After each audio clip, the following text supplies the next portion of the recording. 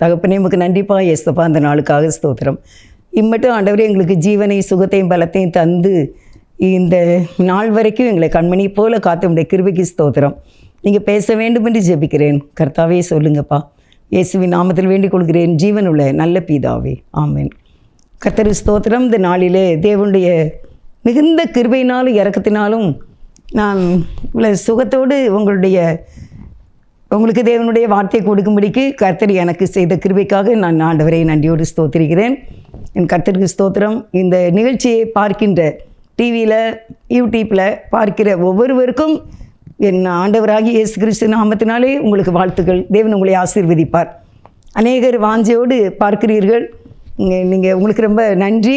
இது சத்தியத்துக்கு நேராக உங்களை வழி நடத்தும், தேவனுக்கு நேராக வழி நடத்தும். நீங்கள் ஒவ்வொரு வார்த்தைகளும் கருத்துள்ளவைகளாக தான் இருக்கும். அதனால் நீங்கள் கொஞ்ச நேரம் 30 நிமிடங்கள் தான் நான் ஒவ்வொரு நாளும் சொல்லிக்கிட்டே இருக்கேன். 30 நிமிடங்கள் கொஞ்சம் நீங்கள் கவனமாக கேளுங்க.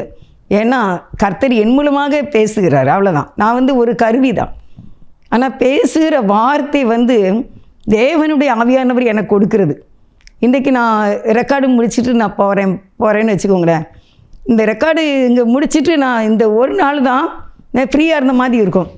அதாவது ராஸ் டிவிக்கு மெசேஜ் எடுக்கணும் அப்படிங்கிறதுல, மற்றபடி பைபிள் ரீடிங், இன்னும் நிறைய கான்ஃபரன்ஸில் மெசேஜ் கொடுக்கணும், அதுக்கெல்லாம் நான் செய்தி எடுப்பேன். இது எனக்கு ரொம்ப அதாவது ஏராளமான மக்கள் டிவியில் கேட்குறாங்க.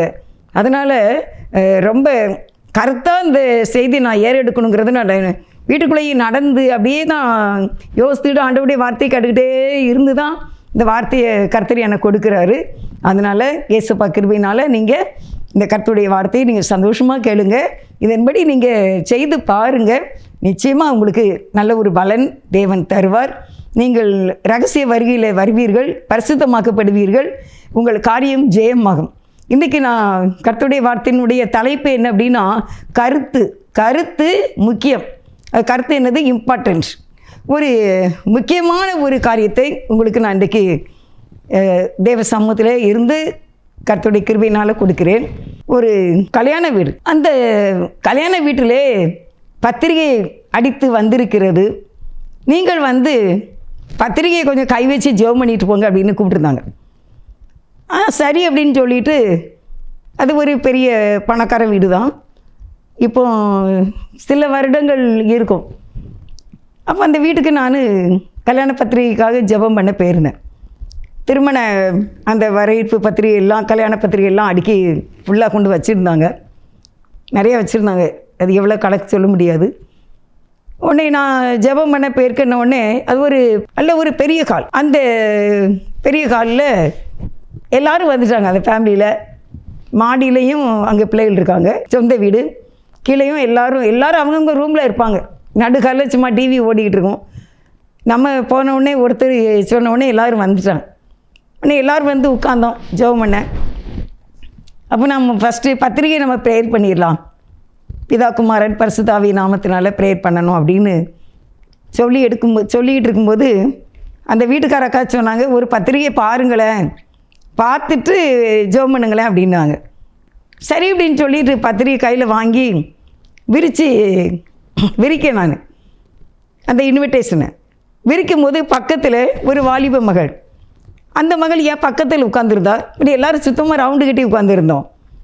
இந்த வாலிப மகள் நான் அப்படி விரித்த உடனே அந்த பொண்ணு பத்திரிகையை பார்த்துட்டு, ஐயா பத்திரிகையில் ஏதோ தப்பு நடந்திருக்கு, ஒரு தப்பு நடந்திருக்கு அப்படின்னு சொன்னான். அப்போ நான் என்னம்மா அப்படின்னு கேட்டேன். பத்திரிகை நீட்டாக இருக்குது, நல்லா அழகாக நல்லா அடிச்சிருக்கு, எழுத்துலாம் நல்லா தான் இருக்குது. ஆனால் இவ சொல்கிற ஒரு தப்பு நடந்திருக்குன்னு. அப்போ என்ன தப்பு அப்படின்ட்டு நான் பத்திரிகை அவட்ட காட்டி கேட்கேன்.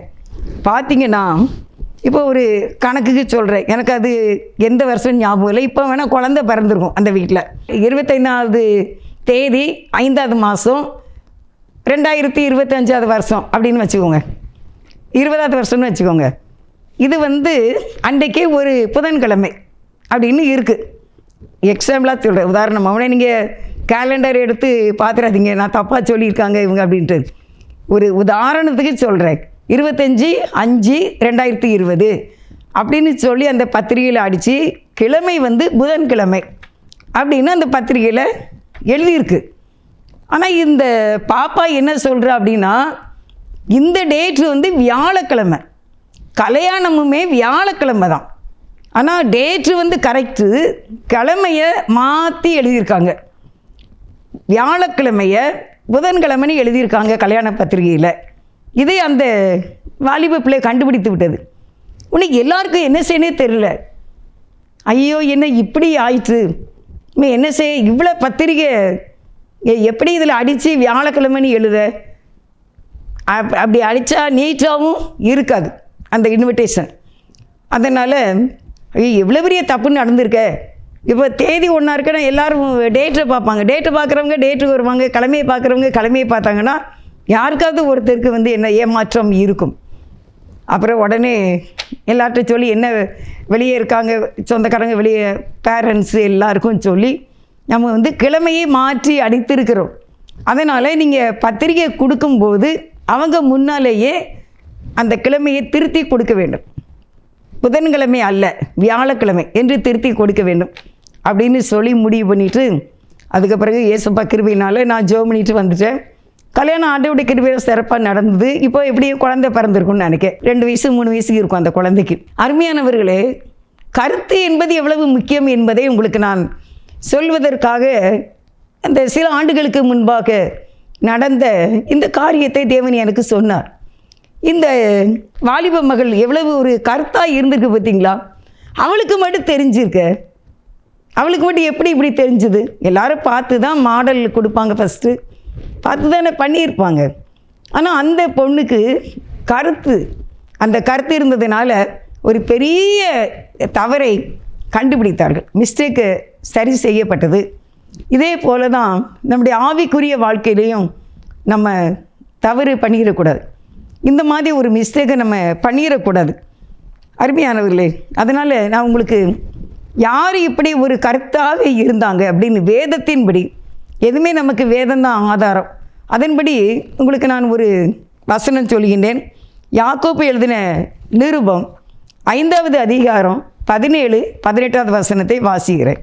எலியா என்பவன் நம்மை போல பாடுள்ள மனுஷனாய் இருந்தும் மழை பெய்யாதபடிக்கு கருத்தாய் ஜெபம் பண்ணினான். அப்பொழுது 3 வருஷமும் 6 மாதமும் பூமியின் மேல் மழை பெய்யவில்லை. எலியா என்பவன் நம்மை போல பாடுள்ள ஒரு மனுஷன். பாடுனா என்ன? அவருக்கு ஆகாரம் கூட யார்ட்டையாவது கேட்டு தான் வாங்கி சாப்பிட்டாரு. அவருக்கு திருமணமான மாதிரிலாம் இல்லை. ஒரு எளிமையான ஒரு மனிதனாக வாழ்ந்தார். பாடு, அவருக்கு நிறைய பாடு. அவருக்கும் எலியா என்கிறதான தீர்க்கதரிசிக்கு நிறைய பிரச்சனை. ராஜாக்கள் மத்தியிலே அவர் தீர்க்க தரிசனம் சொல்லி கொண்டு இருந்தார். அவருக்கு நிறைய எதிர்ப்பு. அந்த காலத்திலலாம் நம்ம படிச்சிருக்கோம், 5வது 6வது வகுப்பில் புலவர்கள் வந்து மன்னவனுக்கு கவிதை பாடுவார்கள். புலவர்கள் மன்னவனை வாழ்த்தி வாழ்த்தி அவர்கள் பரிசு பெறுவார்கள். அதை வச்சு அவங்க சாப்பிட்டுக்கிடுவாங்க. நம்ம தேவனுடைய ஊழியக்காரங்க அப்படிலாம் கிடையாது. மன்னனை வாழ்த்தி அரசனை வாழ்த்தி சாப்பிட்றவங்க கிடையாது. தேவனுடைய ஊழியக்காரங்க கர்த்தருடைய வார்த்தையை போய் நீ தப்பு பண்ணியிருக்க, நீ இது சரியில்லை, இல்லை நீ தாழ்த்தணும், நீ பெருமை கொண்டவனாக இருக்க, உன் பிள்ளையை நீ சரியாக வளர்க்கலை, என்ன நீ கர்த்தருடைய சொல்லை கீழ்ப்படியணும், நீ பாகாலை வணங்குகிறாய், பாகால் தீர்க்கதரிசி எடுத்துட்டு போகிறாய் அப்படின்னு சொல்லி ஒரு எச்சரிப்பான வார்த்தையை தான் தீர்க்கதரிசிகள் சொல்லுவார்கள். அதனால் அவங்களுக்கு சில இடத்துல வெல்கம் இருக்கும், சில இடத்துல வெல்கம் இருக்காது. எரேமியாவெல்லாம் அப்படி ரொம்ப கஷ்டப்படுத்திருக்காரு. அந்த நாட்களில் உள்ள ராஜாக்கள் அடிக்கலாம் செய்திருக்காங்க, ஜெயிலெல்லாம் போட்டிருக்காங்க. டெய்லி ஒரே ஒரு அப்பந்தான் அப்படிலாம் கொடுத்து கஷ்டப்படுத்தியிருக்காங்க. அந்த காலத்து புலவர்களை அரசன் ஆதரித்தது போல கிடையாது ஏசப்பா பிள்ளைங்களை அவங்க. அப்போ இந்த எலியாவுக்கு வந்து ரொம்ப பாடு. அதான் நம்மை போலன்னு எழுதியிருக்கு. நமக்கும் நிறைய பாடு தான். ஏதாவது ஒரு பிரச்சனை அப்பப்போ நமக்கு எழுந்துக்கிட்டே இருக்கும். ஆனால் எழுந்தாலும் நமக்கு கை தூக்க ஒருவர் இருக்கிறார். நீங்கள் இந்த செய்தி கேட்குற யாராக இருந்தாலும் நீங்கள் எப்போவுமே மைண்டில் வச்சுக்கோங்க, எனக்கு கை தூக்க ஒருவர் இருக்கிறார். அவர் இரக்கமும் மன உருக்கமும் நீடிய சாந்தமும் மிகுந்த கிருபையும் உள்ளவர். நம்ம இந்த வசனத்தை கர்த்தர் இரக்கமும் மன உருக்கமும் நீடிய சாந்தமும் மிகுந்த கிருபையும் சத்தியமும் தயையும் உள்ள தேவன் என்பது நமக்கு ஒரு பாடுகள் வரும்போது இன்னும் கர்த்தர் நமக்கு சொல்லியிருக்காரு. ஆபத்து வந்துச்சுன்னா நீ என்னை நோக்கி கூப்பிடு, நான் உன்னை விடுவிப்பேன், நீ என்னை மகிமைப்படுத்துவாய். இதெல்லாம் எப்படிப்பட்ட வசனம் தெரியுமா? சங்கீதம் 50 இருக்குது. அப்போ நான்லாம் நினைப்பேன், என்ன ஒரு நம்ம நெருக்கடி எப்போ தான் என்னத்தை சந்திக்கணும்னு தெரிய மாட்டேங்களா? இந்த உலகத்தில் பிள்ளைகள், மக்கள், மருமக்கள், பேரன் பேத்தி, தொழில் எல்லாம் நம்ம பிள்ளைகள் வேலை செய்கிறாங்க, வெளியே போகிறாங்க வராங்க, பிள்ளைகள் படிக்கிறாங்க, நல்ல ரிசல்ட்டு. அப்படி நேரத்துல எல்லாம் இந்த வசனம் தான். நானும் ஃபஸ்ட்டு உடனே என்ன தான் சூழ்நிலையில் இருந்தாலும் நான் சொல்லிடுவேன், நீர் இரக்கம் உள்ளவர், நீர் இரக்கம் உள்ளவர். இந்த கேட்டகரியில் இருந்து இந்த இதுலேருந்து நான் அவ்வளவு மாட்டேன். இதில் நான் ஸ்டாண்டிங்காக நிற்பேன், அட்டென்ஷனாக நான் நிற்பேன். நீங்கள் இரக்கம் உள்ளவர் என்பதை நான் நிற்பேன். ஏன்னா நான் பாவத்தில் எப்படி இருந்தேன், ரவுடியாக இருந்தேன், ரவுடி மாதிரி இருந்தேன். விளையாட்டு இப்போனா எனக்கு விளையாட்டுனாலாம் பிடிக்கவே இல்லை. எல்லாம் பிள்ளைலாம் பேரம்பேத்திலாம் பார்க்க தான் செய்கிறாங்க. அப்போ நான் சொல்வேன், அவங்க தோத்தாங்கன்னா மனசு கஷ்டமாக இருக்கும், வெற்றியாக இருந்தாங்கன்னா சந்தோஷமாக இருக்கும். தோத்தாங்கன்னா ரொம்ப கஷ்டமாக இருக்கும். அவங்க யாரோ எவரோ சொல்லுவாங்களே, 11 பேர் விளையாடுறாங்க, 11 பேரை 11 லட்சக்கணக்கான மக்கள் பார்க்காங்கன்னு அது வேறு மாதிரிலாம் சொல்லுவாங்க. அப்படின்னா அதனால் விளையாட்டுன்னா அப்படி ஒரு ரவுடிஸாக இருந்தேன் நான். நிச்சயம் பண்ண பிறகு கூட கபடி விளையாண்டு சேலையெல்லாம் கிழிச்சிட்டு தான் வந்தேன். அப்படியாவது ஒரு தீவிரமான காரியத்தில் இருந்த என்னையை என் தேவன் ரட்சித்தார். அவர் தான் என்னை ரட்சித்தார். அவரை தேடி வந்தார். நீ எனக்கு வேணும் அப்படின்னு சொன்னார். அப்படி என்னை கேட்டார். பார்த்துக்கோங்க, தத்துருவமாக அப்படியே தோளோடு நின்று என்னை கேட்டார், நீ எனக்கு வேணும் அப்படின்னு. நான் தர முடியாதுன்னு சொன்னேன். எதுக்குன்னா நான் சினிமா பார்க்கணும், சினிமா பார்க்குறது பாவம்னு அந்த காலத்தில் தெரியாது எங்களுக்கு. ஆனால் ஆண்டவர் என்னை விடவே இல்லை, நீ எனக்கு வேணும், ஒன்று எனக்கு தான் கேட்டாங்க. அவர் அதிகமான அன்பு வச்சுருந்துருக்கார் என் மேலே. நான் அந்த அளவுக்கு அவரை நேசிக்கலை, ஆனாலும் அவர் என் மேலே ரொம்ப அன்பாக இருந்திருக்காரு. நான் எனக்கு 2வது குழந்தை ரொம்ப கைப்பையனாக இருக்கும்போது தான் ஆண்டவருடைய இதுக்குள்ளே வந்தேன். ஒரு நாள் இப்படி எங்கள் அத்தை, நாங்கள் எல்லோரும், எங்கள் அத்தை சாப்பாடு வச்சுக்கிட்டு இருக்காங்க, நான் ரூமில் நின்றுக்கிட்டு இருக்கேன், இந்த பையன் இடுப்பில் வச்சுருக்கேன். ஆண்டவர் இப்படி சைடில் நின்று இப்படி சொடக்கு போட்டு எல்லாம் அப்படியே அழகாக நான் பார்த்தேன். தத்துருவமாக இயேசுவை நான் பார்க்கல, அப்படி பார்க்கல, ஆனால் நான் பார்க்குறேன், ஆவிக்குள்ளே நான் பார்க்குறேன், சொடக்கு போட்டு மேலே வா அப்படின்னு. அது ஒரு பலகைப்படி, சின்னதாக தான் இருக்கும் படி. அப்போ நான் என்னோடய கணவன்கிட்ட அந்த பையனை கொடுத்துட்டு கொஞ்சம் வச்சுக்கோங்க அப்படின்னு சொல்லிவிட்டு நான் அந்த பலகைப்படியில் ஏறி போய் முழங்கால் போட்டு சொன்னேன், என்னப்பா கூப்பிட்டீங்களே என்ன அப்படின்னு. நான் உடனே எனக்குன்னு தெரிந்திருக்கேன், நீ எனக்கு தான் அப்படின்னு சொன்னாங்க. அப்போ நான் ராத்திரி இருட்டு 7-7:30 மணி இருக்கும். எங்கள் அத்தைக்கு நான் ரொம்ப பயப்படுவேன். எங்கள் அத்தை ரொம்ப ஜென்டிலாக இருப்பாங்க. சாப்பாடுலாம் ஃபஸ்ட்டு எல்லாம் ஜென்ஸ் தான் சாப்பிடணும், அப்புறம் நாங்கள் சாப்பிடணும். எல்லாருக்கும் எங்கள் அத்தை தான் வச்சு கொடுப்பாங்க. கடைசியில் எங்கள் அத்தை சாப்பிடுவாங்க. அது இருக்குதோ இல்லையோ, அப்படி ஒரு நல்ல ஒரு ஹெல்ப் மைண்டு. இவ்வளோ பெரிய ஆள் நான்லாம் வச்சு தர முடியாது, நீங்கள் வச்சு சாப்பிடுங்க, உங்கள் கணவனுக்கு நீங்கள் வச்சு கொடுங்க அப்படிலாம் சொல்ல மாட்டாங்க. எங்கள் அத்தையே அழகாக பரிமாறுவாங்க. ரொம்ப ஒரு அன்பான ஒரு மாமியார் எனக்கு ஆண்டவர் தந்திருந்தார். அப்போ நான் என் கணவர்கிட்ட கொடுத்துட்டு போனேன். அப்படியே ஆண்டவர் சொன்னார், உடனே நீ எனக்கு தான் அப்படின்னார். அப்போ என்கிட்ட ஆண்டவர் உனக்கு நான் பங்களா தருவேன், பெரிய வீடு தருவேன், அது தருவேன், இது தருவேன்னு நான் ஒன்றுமே சொல்லலையே, எதுவுமே சொல்லலை. நீ எனக்கு வேண்டும், ஒன்று எனக்கு தா அப்படின்னு நானும் கொடுத்துட்டேன். ஏன்னா இது வரைக்கும் நான் என்ன யாருக்குமே கொடுக்கல, அதனால் கொடுத்துட்டேன். அதுக்கு பிறகு நான் அவரை இயேசுவை பற்றி பேச ஆரம்பித்தேன். அப்போ பிள்ளைகள் பிறந்தாங்க, பிள்ளைகள் படிப்பு அதிகமான தோல்வி, பிள்ளைகள் படிப்பில் நிறைய தோல்வி, ஒரு வீடு கட்டணும், அதிலெல்லாம் நிறைய கடன், அதெல்லாம் சில நிந்தைகள், அப்படி எல்லாமே வரும்போதெல்லாம் அந்த ஏசப்பா எம்எல்ஏ இறக்கமாக இருந்து எனக்கு நல்ல வழி நடத்தினாங்க. அப்போ நான் அவர் இரக்கம் உள்ளவர் என்பதை கண்டுகொண்டேன். இது கர்த்தர் இரக்கமும் மன உருக்கமும் நீடிய சாந்தம் மிகுந்த. அப்போ பாடுகள் இருந்தது.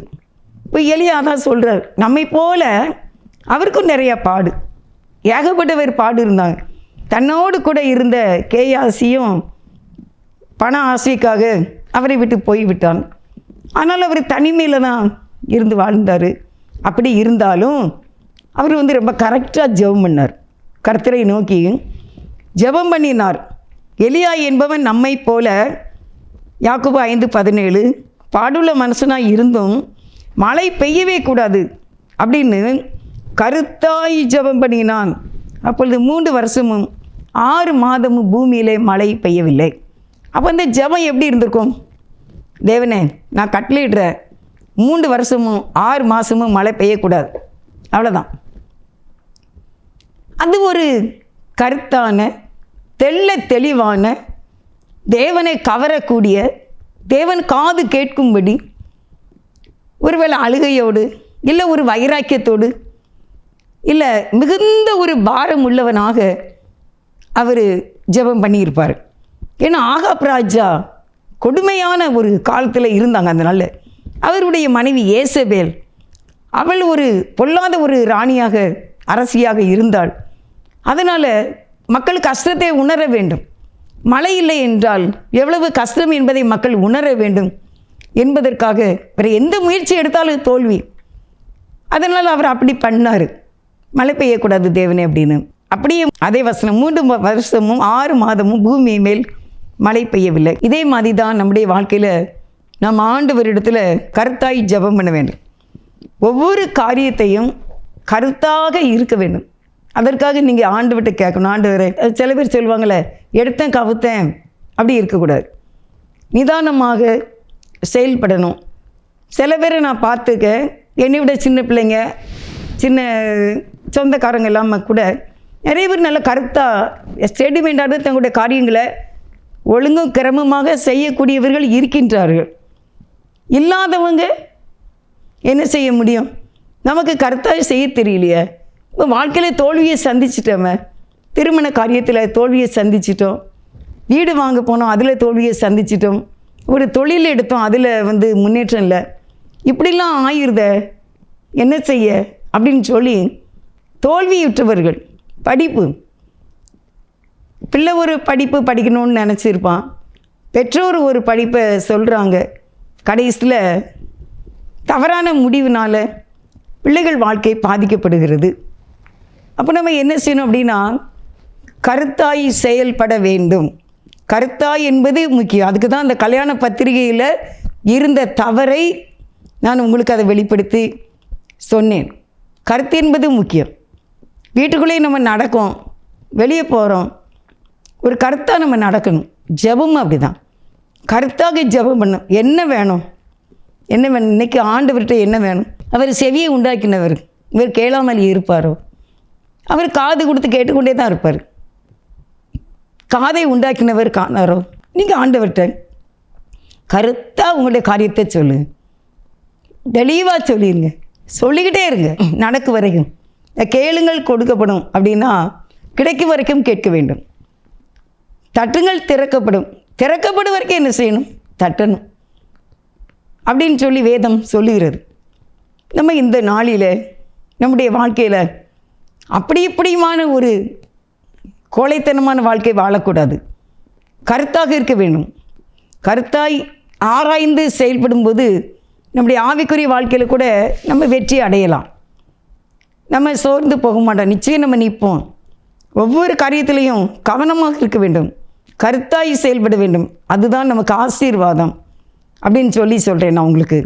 அன்றைக்கி அவர் கருத்தாக அப்படி பண்ணியிருப்பார். 4 வார்த்தைன்னு சொல்லியிருப்பார், தேவனே 3 வருஷம் 6 மாதம் மழை பெய்யக்கூடாது, ஆகாப் ராஜா மக்கள் மனம் திரும்ப வேண்டும் அப்படின்னு சொல்லி பண்ணார். அப்படியே ஆயிடுச்சு.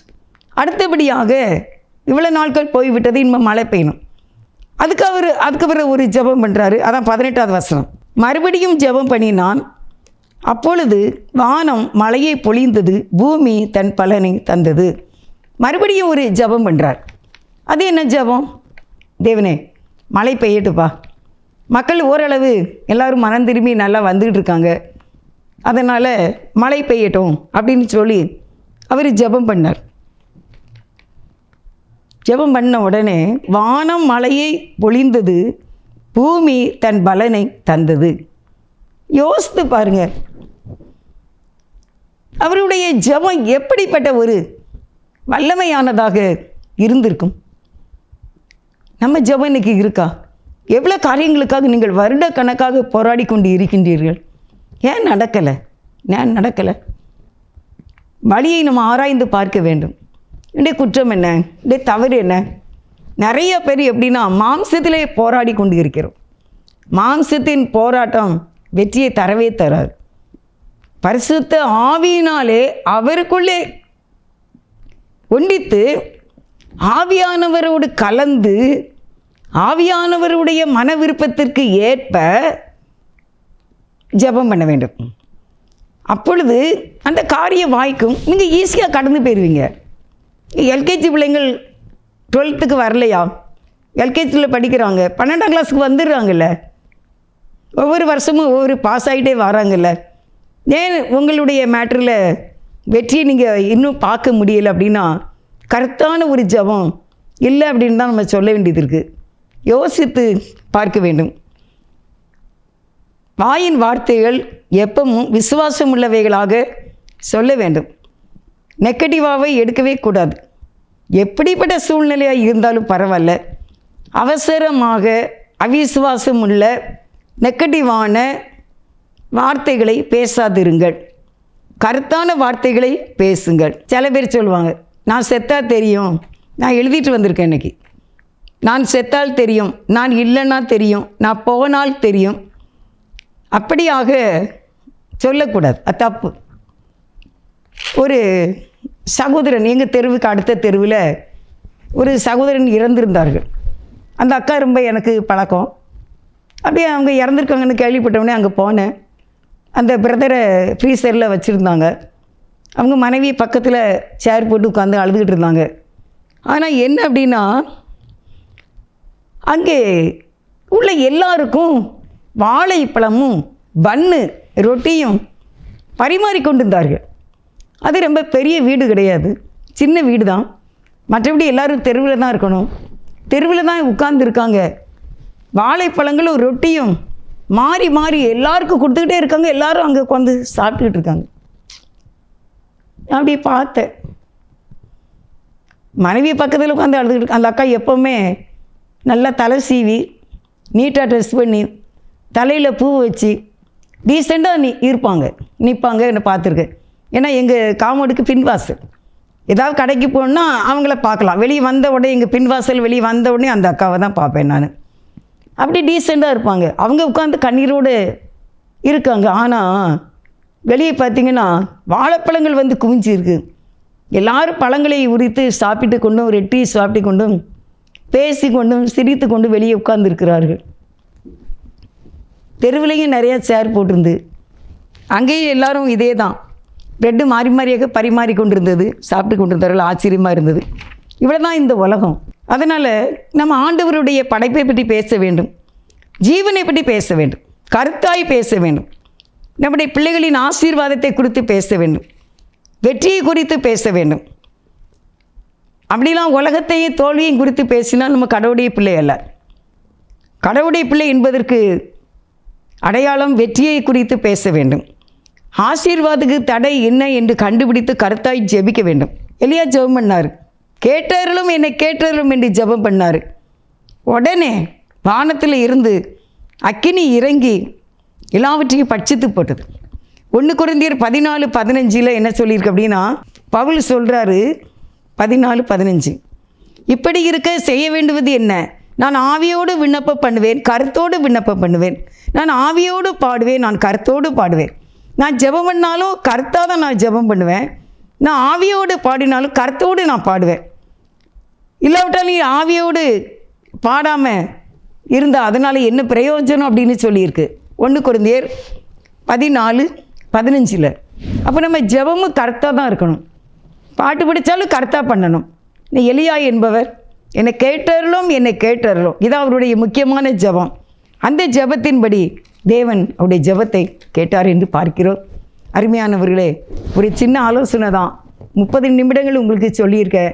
கருத்தாய் நீங்கள் தேடுங்க, வேதவாசத்தில் கருத்தாக பாருங்கள், என்னோடு பேசுங்க. ஆண்டவரே, எனக்கு இதே மேட்டரில் நான் கஷ்டப்படுறேன், இந்த நோயிலே நான் இருக்கேன், இந்த பலவீனத்தில் இருக்கேன், இந்த பிள்ளைகளுடைய காரியம் எனக்கு விடுதலை இல்லை, கணவனுடைய காரியத்தில் ரெட்சிப்பு இல்லை, என்னாலும் கண்ணீருமா சஞ்சலமாக வாழ்கிறேன்ப்பா, எனக்கு நீங்கள் உதவி செய்யுங்க, என்னையும் கேட்டறலும் அப்படின்னு சொல்லி ஒரு கர்த்தான ஜெபத்தை ஏறெடுத்தா எப்படி எலியாவுக்கு உதவி செய்த தேவாதி தேவன் இரக்கம் உள்ளவர் நமக்கும் உதவி செய்வார். சத்துருக்கள் முன்னிலையில் தேவ மனிதன் வீரமுடன் முழங்கினான் தேவ மனிதன். சத்துருக்கள் முன்னிலையில் தேவ மனிதன் வீரமுடன் முழங்கினான் தேவ மனிதன். அக்கினியால் பதிலளிக்கும் தேவனே தேவன் என்றார் தேவ மனிதன். அக்கினியால் பதிலளிக்கும் தேவனே தேவன் என்றார் தேவ மனிதன். சத்துருக்கள் முன்னிலையில் தேவ மனிதன் வீரமுடன் முழங்கினான் தேவ மனிதன். கேட்டருளும் என்றே கதறினார் தேவ மனிதன். கர்த்தரே தேவன் என்றே ஆர்ப்பரிப்போம். கர்த்தரே தேவன் என்றே ஆர்ப்பரிப்போம். தேவஜனம் கூட்டி சேர்த்த தேவ மனிதன் பலிபீடம் செப்பனிட்டு பலியும் இந்தார். தேவஜனம் கூட்டி சேர்த்த தேவ மனிதன் பலிபீடம் செப்பனிட்டு பலியும் இந்தார். கேட்டருளும் என்றே கதறினார் தேவ மனிதன். கேட்டருளும் என்றே கதறினார் தேவ மனிதன். கர்த்தரே தேவன் என்றே ஆர்ப்பரிப்போம். கர்த்தரே தேவன் என்றே ஆர்ப்பரிப்போம். எலியாவின் தேவன் நம் தேவன், வல்லமையின் தேவன் நம் தேவன். தாசர்களின் ஜெபம் கேட்பார், வல்ல பெரும் காரியம் செய்திடுவார். தாசர்களின் ஜெபம் கேட்பார், வல்ல பெரும் காரியம் செய்திடுவார். கர்த்தரே தேவன் என்றே ஆர்ப்பரிப்போம். கர்த்தரே தேவன் என்றே ஆர்ப்பரிப்போம். உங்களுக்காக நான் ஜெபம் செய்கிறேன்.